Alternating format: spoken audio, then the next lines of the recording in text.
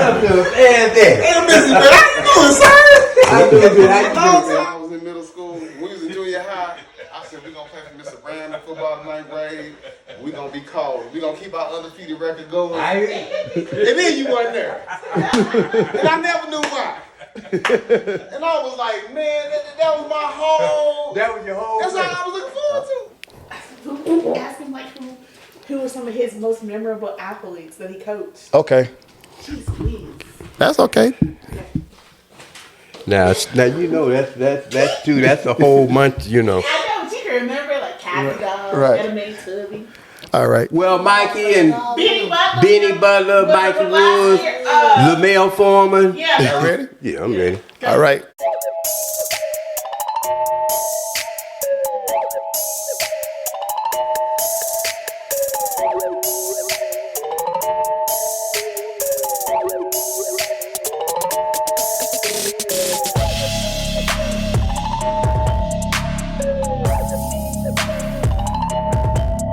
This is the Fat with the Fan channel. I'm your boy EC22. Y'all check it out. Listen, the one thing about this podcast that I always wanted to do is that, I always wanted to talk about what we call the unsung heroes. You see me doing like funny little sketches and stuff on YouTube or whatnot, but this is really what the Fat with the Fan channel was all about, right?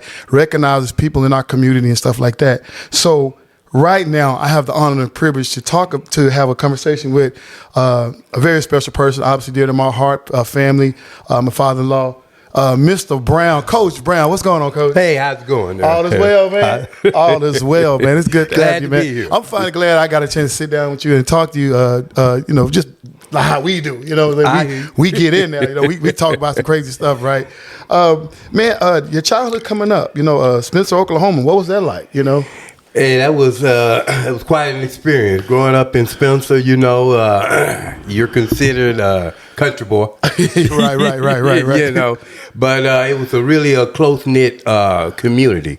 Families knew each other from past and present. So everyone knew everyone in Spencer.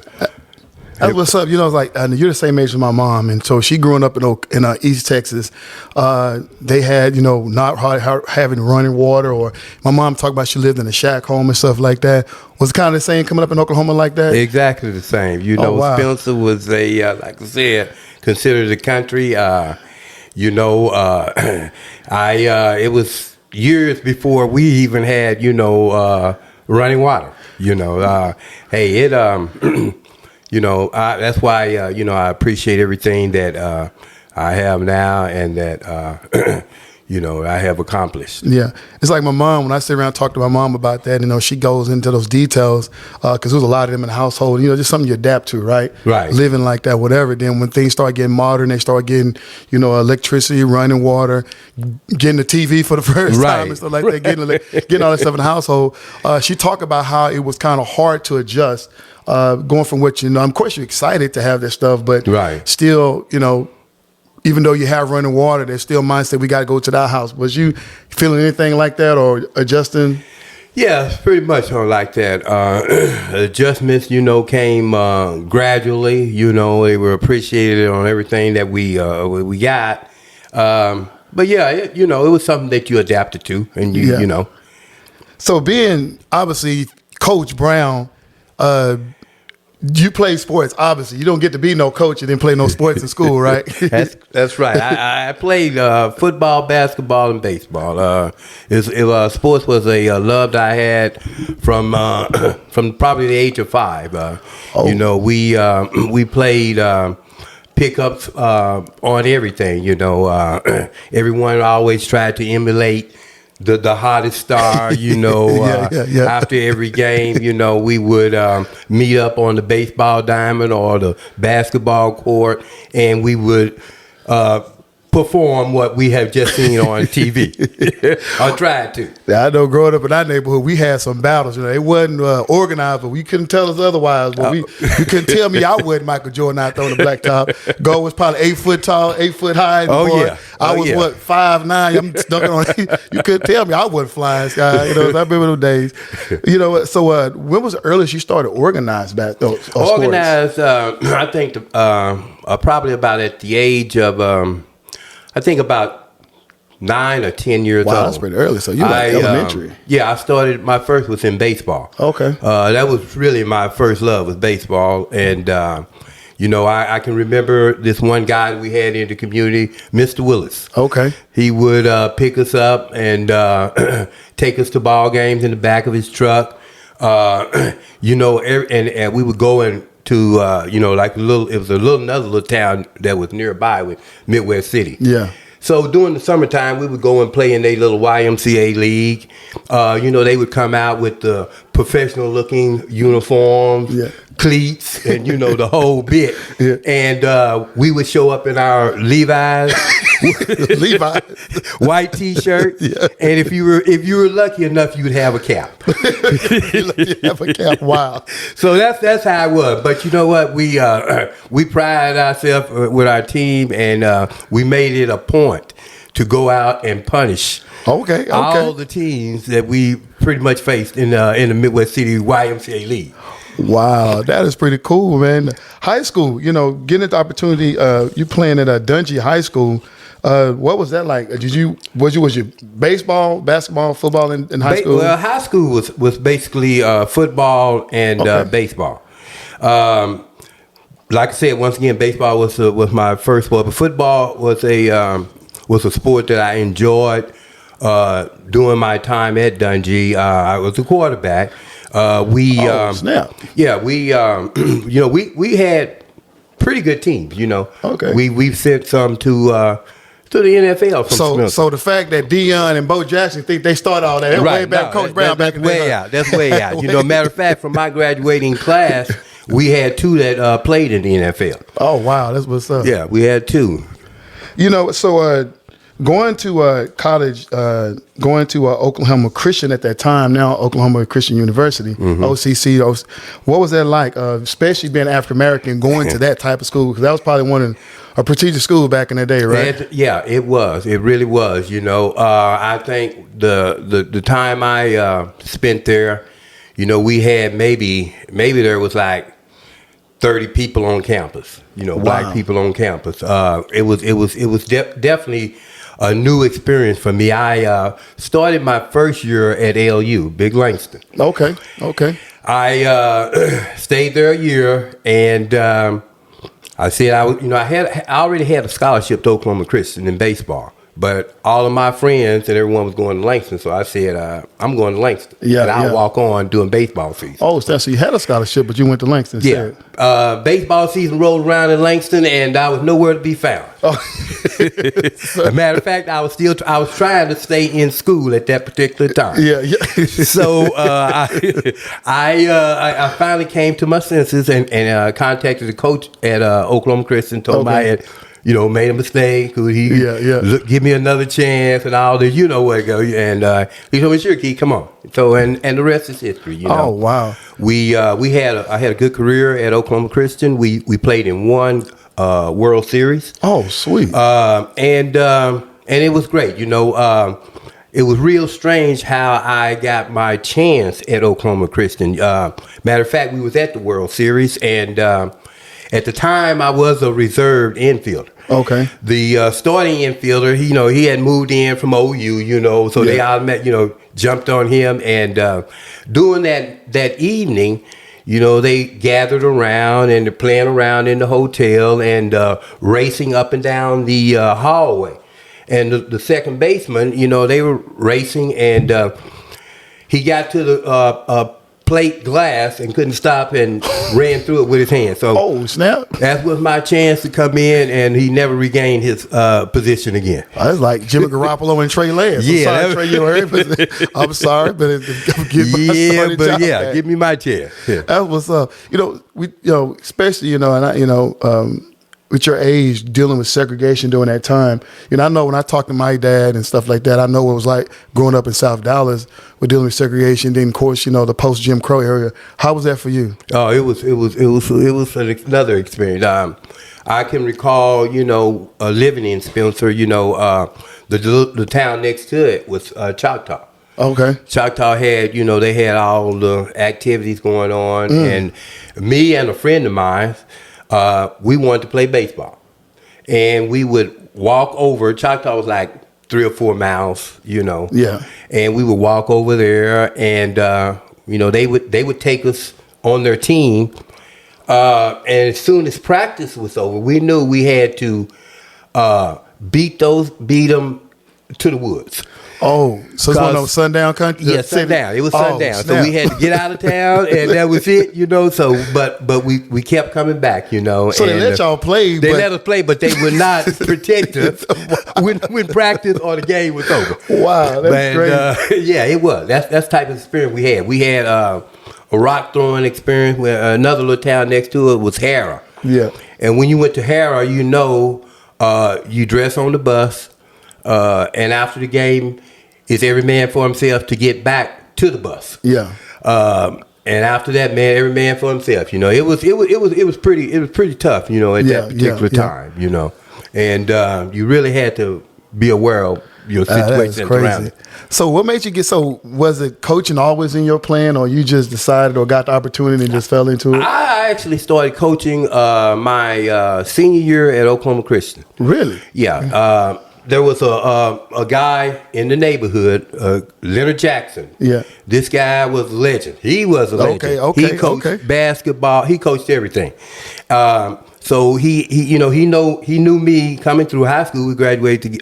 He was a year ahead of me, and he knew my sport was baseball. So he wanted to get into baseball. Yeah.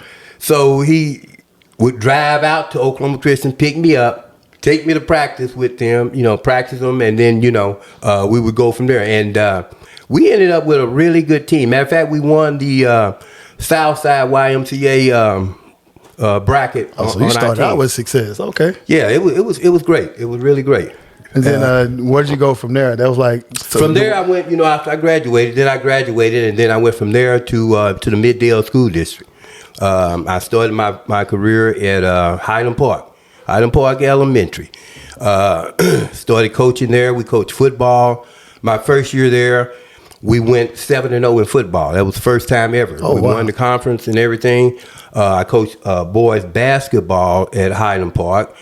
And I coached wrestling. Now that was an experience. Okay. That was an experience. You talking back in the Southwest wrestling back in the right. day. Okay. That was you know, I never even only wrestling I knew was I watched on Saturday night when they ran my head in the turnbuckle, taking cheers and beating. Yeah. That was the wrestling that I knew. But you know, the guys the Von Erichs or something. Right. Jumping off the top rope. Yeah. So the principal said, well, you know, this comes with the job. So I said, okay, I'll go ahead and I have to do it. Yeah. So, and I can recall my first match was at Dale City Elementary.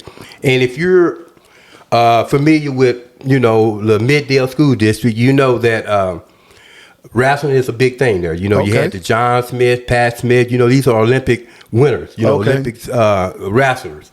So we're in the gym at Dale City Elementary, and we're getting after it, man. I mean, the little kid is getting after it.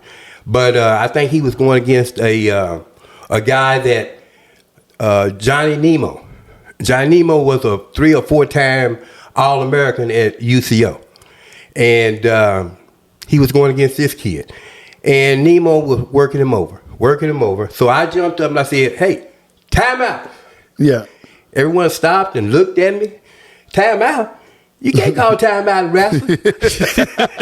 I said, I'm sorry. I didn't know that. But it got my player off the mat. Yeah. So, you know, but, you know, little stuff like that, you know, that you're not familiar with. Right, and everything. So I had to just kind of feel my way for the first 5 years at Highland Park. That's and then up. I moved to the middle school. Right.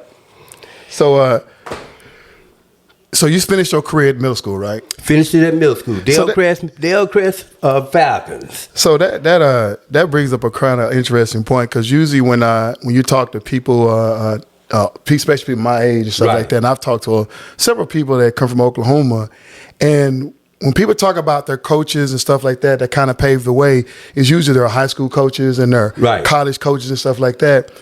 But it's very unique to hear the word legendary from an elementary and middle school coach.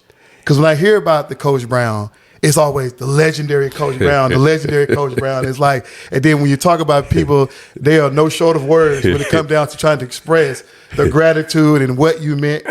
You know, and this is crazy coming from a middle school and an elementary coach. Well, you have to know Coach Brown, first of all. okay. Talk your stuff there, Coach Brown. Coach Brown is not your average guy. Yeah. And when the lights come on and the clock start, he's out of control. He's out of control, but he's in control. If you can kind of get that, you know. I know what I'm doing, but everyone else think that, man, what is this? What is wrong with this guy? You know. I remember the first time I saw you in your element. You was actually one of the coaches on your daughter's Autumn softball squads. Right. He was here actually in McKinney, but before we moved out, he was actually in McKinney at the big softball complex they have off on 121. And I remember I just got off work. I come there, only met you a few times at that point, and Autumn had just come off the game, and something happened with y'all team or the other team was trying to call a timeout or something was going on. And I saw you in your element for the first time. The look you had in your eye, and I was like, oh my God, what kind of family I done got into, man. It was pretty cool.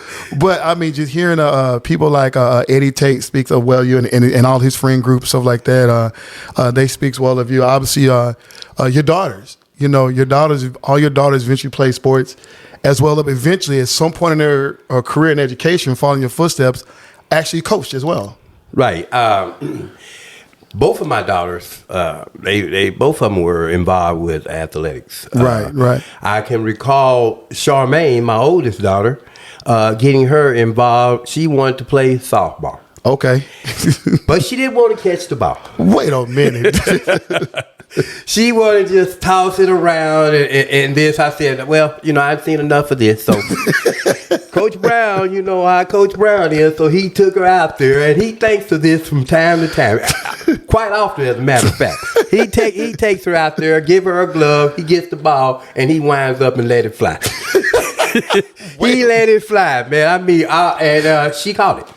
And I said to myself, oh, man, I'm sure glad, because that would have killed her. Oh, my goodness. So that they had, they could not make any type of excuses when it comes to athletics or actually anything, because that was not accepted in our household. Oh, so you the one that kind of bred the athletic juices in them. That I tried to. Okay. I tried to. So when you look back, did either one of them have any organic feeling towards like wanting to play, or that was something that when you lived in the Brown household you had to? Well, they wanted to play. They were they were around it so much, that they wanted to be a part too. I think Charmaine did softball and basketball. I did softball, did basketball in middle school, but they wanted to be around. They were active. So, I just remember, I only saw that one little time at Autumn's game, but hearing you talk right now, it seemed like the apple don't fall too far from the tree. Because I was sometimes I've seen at that time Coach Hodges in middle school digging in booties on the sideline. So the poor girls, I remember they were playing this one game, and I looked over there, man. She called that timeout, jumped up, and boop, called that timeout. You know what I'm saying? The girls got lined up on that bench, and she's got to scream at the girls. The darn ref turned around, looked like almost like go easy on it. But them girls, but like I say, she got them girls to play for her. Yeah, hey, they knew the routine. They knew the routine. They grew up through that routine, so they had fire in them. They definitely had fire, So you, I ask my brother all the time when I look at his daughter out there playing well in Dormant College and how she was an outstanding athlete at the school up in Minnesota, Minnehaha. And same question to you: Do you believe that it was your athletic genes and your inspiration that led your daughter to succeed in sports, especially Charmaine, her career when it comes coaching middle school and the success she had there? And of course, we already know Autumn's story on how well she was successful at Carl Albert. I think it played a part in that. I think they had it, was inside them from the beginning. But, I think being around it so much that, that motivated them to become involved in that. Wow. You know, it's like before we wrap this up, I just want to just commend, we see the athletes out there. And of course, you look all on YouTube and see the different podcasts and how we see the celebrity, the ex-athletes get there and they give their stories and stuff like that. But I mean, you don't see a lot of stuff out there online to hear about the unsung heroes, the people that everybody don't know. Because a Shaquille O'Neal has a Coach Brown somewhere in his life. You know what I'm saying? Yeah. LeBron James has, you know what I'm saying? We're not talking about the famous high school and college coaches, Right. but they went to middle school. They went to elementary. Right. And they got coached by somebody in Little League and stuff like that. And I just think there's not a lot of attention paid. Because I know you probably had some kids that came through your schools that made it to the league or whatnot, right? Right. Yeah. And then too, the reason, another big reason for wanting to coach is because of what you had just said. You know, the unsung heroes in this field. Like I said, Mr. Willis, man, he got me started in baseball. This guy, you know, he had no kids. Oh, wow. But he took the time and the effort in the community to organize and to help a lot of young men. Right. A lot of kids to become young men, you know. So this is what motivated me. That's what's and up. want me to continue to try and pass it on, you know. Well, I was a late bloomer in that school. I didn't really start getting good till high school. So, my daddy wasn't like you. My daddy threw me a football one time. That ball hit me in my head. He looked at me like, all right, then. That's enough of yeah. I'm good. You know, I got one. I got the older son. We're going to invest in him. But, boy, he said I couldn't catch a football for nothing. You know, just the way it was. So, Mr. Brown, based on what you said on Song of Hero and talking about the guy inspired you, in the previous question, like, who are the people that that you inspired, or at least it came through your eyes as a coach that's kind of made success in their own right in the world of sports? Well, I had several kids. Being at Dale-Crest, to me, that was, Dale-Crest was always, to me, the underdog. Okay. It was the underdog. It was looked down upon. And that motivated me to beat everyone we face. Right. I expected you to give nothing but your best. Right. Do you have any professional athletes that you know of that made it to the league? We had, yes. I had a couple of football players that made it into the league, NFL. Had Josh Scobie. Oh, Josh, yeah, really? Yeah, I had Josh was Josh was quite unique. He pretty much he was really mature. I know that's what I noticed about him as an 8th grader. Yeah, and he continued to excel in football.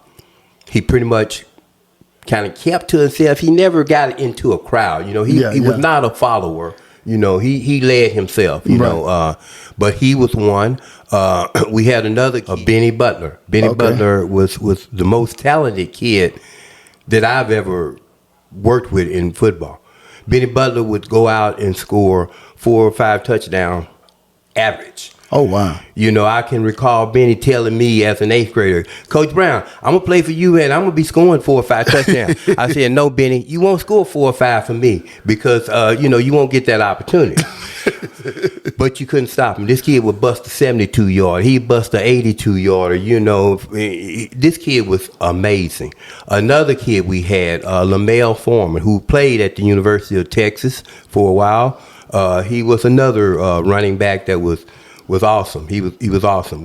What about female athletes? Because I know you coach girls too, right? Female, yeah. Girls athlete, it was basketball. And we had tons of them. I think the best girls basketball player I had was Etta Mae Tubby. Etta Mae Tubby played and graduated at University of Oklahoma. Etta Mae Tubby was played in the not the WNBA, but you remember the I remember that. Yeah, she played in that league. That's that same league with Cheryl Swoops before we came to WNBA. She played in that league. She was a great player. Another one was Tracy Pettis. Tracy Pettis was by far the best basketball player in the building. I'm talking about boys or girls. Oh, snap! Really? This girl was a beast. She was a beast. She was physical. She had the touch.